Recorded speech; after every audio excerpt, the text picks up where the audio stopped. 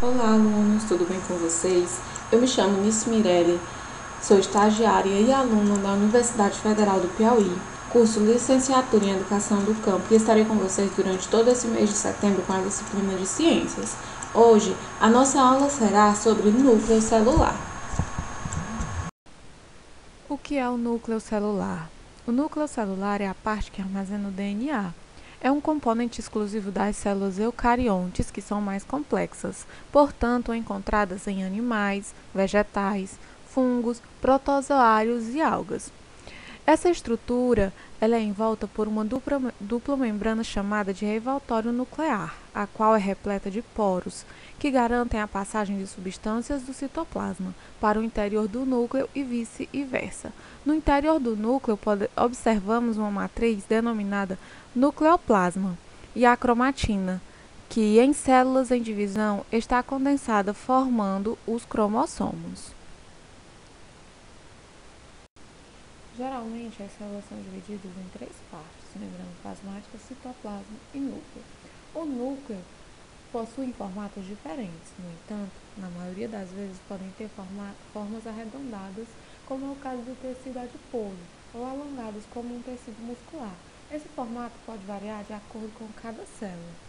Retículo endoplasmático e complexo de Golgi.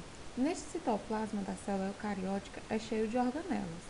Essas organelas têm membranas que revestem a cada uma delas e cada uma delas tem uma função. Por exemplo, retículo endoplasmático liso, ele tem a função de produzir lipídios. A mitocôndria tem a função de respiração. Elas funcionam mais ou menos como os órgãos do nosso corpo. Nem todas as células contam com núcleo definido, por isso elas são divididas em duas, eucariontes e procariontes. Na célula procariótica, ela não tem essas organelas dentro das células, ela só tem o ribossomo e o material genético. Então, considerando isso que expliquei a vocês, vocês poderão perceber que a célula eucariótica ela é bem mais complexa que a procarionte. Então, é importante vocês lembrar que nem todas as células contam com núcleo definido. O que contém o núcleo definido são as eucarióticas.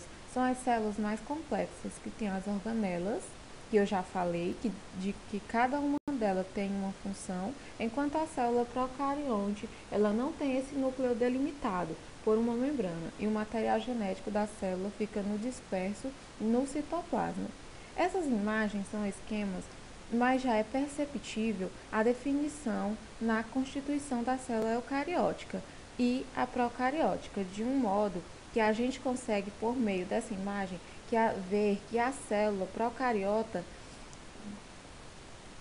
ela é mais simples em termos da constituição que a eucariota.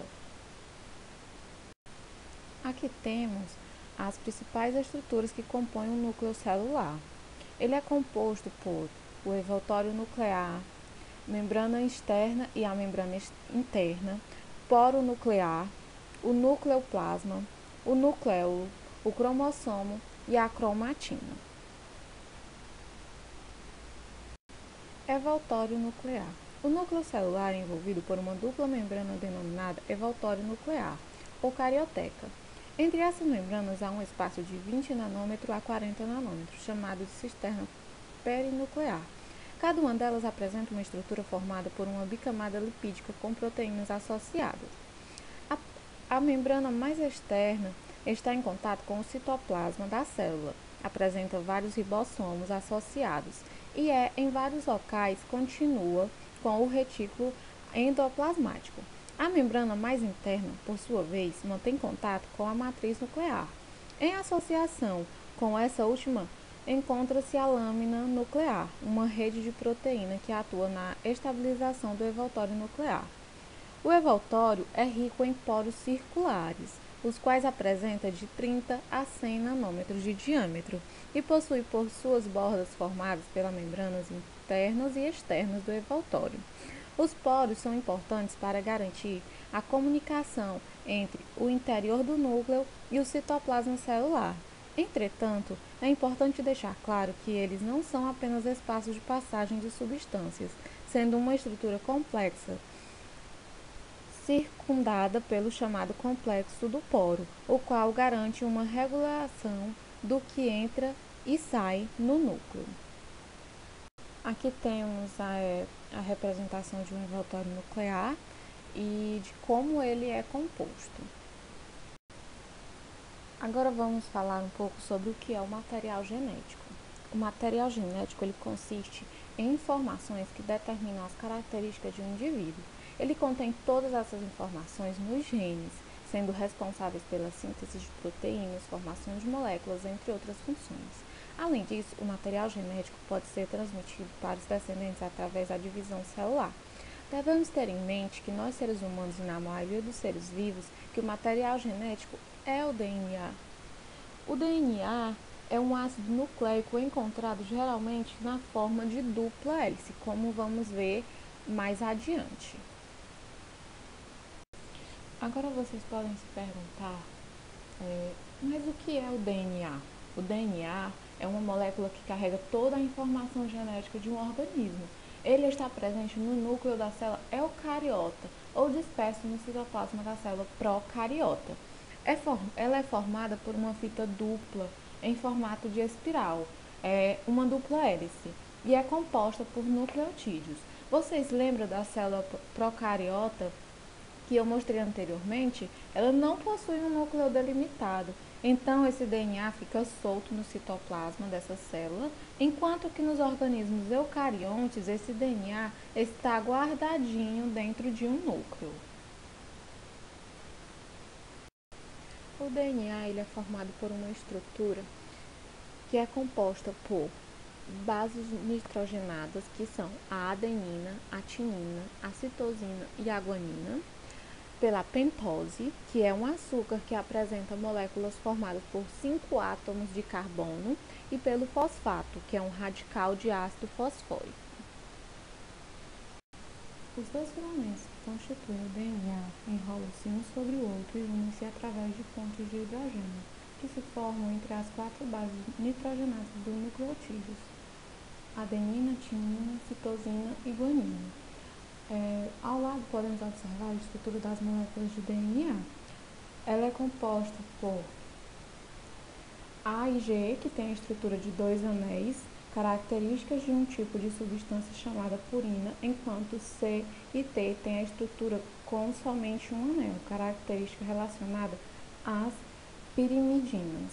Na molécula de DNA, há o pareamento de uma purina com uma pirimidina, e esse pareamento complementar não é ao caso.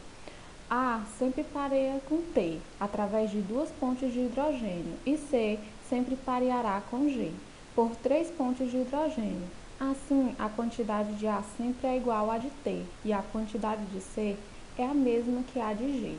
No entanto, a quantidade de A mais T não é necessariamente igual a C mais G. Em adição, a quantidade total de nucleotídeos pirimidínicos C e T é sempre igual à quantidade total de nucleotídeos purínicos A mais G. As bases só podem parear dessa forma: A com T e C com G, apenas se as duas cadeias polinucleotídicas estiverem em posição antiparalela, ou seja, orientadas em polaridade opostas. A dupla hélice é composta por 2 filamentos lado a lado de nucleotídeos, que são torcidos e mantidos unidos por pontes de hidrogênio entre as bases nitrogenadas que estão no interior da hélice, formando assim uma estrutura como uma escada em espiral, com açúcares e fosfato voltado para o exterior.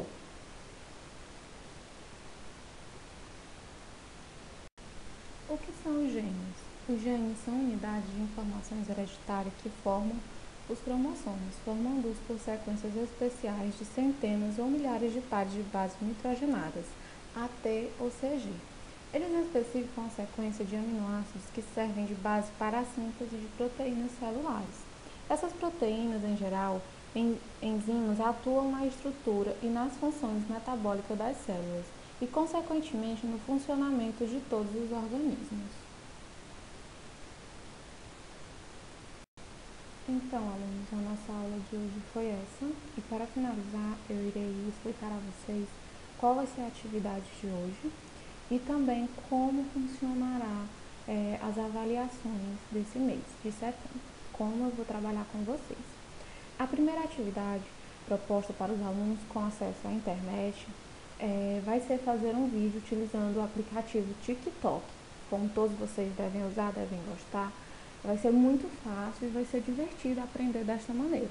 Vocês irão usar a nossa aula de hoje, todo o conteúdo que foi repassado, o conteúdo do livro, podem pesquisar também sobre o assunto e irão gravar um vídeo de acordo com o que foi visto.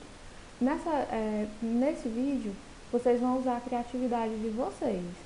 E também é importante frisar que não vai ser obrigatório vocês usar a imagem de vocês nele, o rostinho de vocês no vídeo. Ao terminar de gravar esse vídeo, vocês irão postar esse vídeo e irão mandar o link do vídeo para o professor. O professor irá avaliar o vídeo, como foi feito, então, quais os critérios foram usados e vai valer uma nota para vocês. Agora eu vou explicar como vai ser dividido os critérios de avaliação. E para os alunos que não possuem acesso à internet, vai ser responder um estudo dirigido, no qual já enviei para a escola. Vocês serão avaliados pelas atividades entregues, seguindo os critérios. Os critérios a seguirem vai ser entrega de atividade no prazo, criatividade, domínio do conteúdo e uso adequado da linguagem escrita e falada. Somando todos esses critérios, a pontuação geral vai ser 10. Então, vocês podem se perguntar, então só vai ser essa atividade nesse mês? Não, não será. Todas as aulas eu vou passar uma atividade com um determinado prazo de tempo, no qual vocês todos terão tempo suficiente para desenvolver o vídeo, para postar o vídeo, para mandar para o professor. Essa avaliação valerá 10 pontos. Com isso, independente do que vocês façam, de como vocês façam, vai ser avaliado. Se vocês tirarem 10, ótimo. Se vocês tirarem apenas 8, esse 8 vai ser levado em consideração no final do mês para a gente somar e ter a média de vocês. Aqui temos as referências que vocês podem estar usando para se aprofundarem melhor no conteúdo, caso vocês queiram, e é muito importante também para um melhor entendimento do assunto. E para fecharmos a aula de hoje, eu termino com a seguinte frase: a gente chega mais longe quando se dedica e acredita.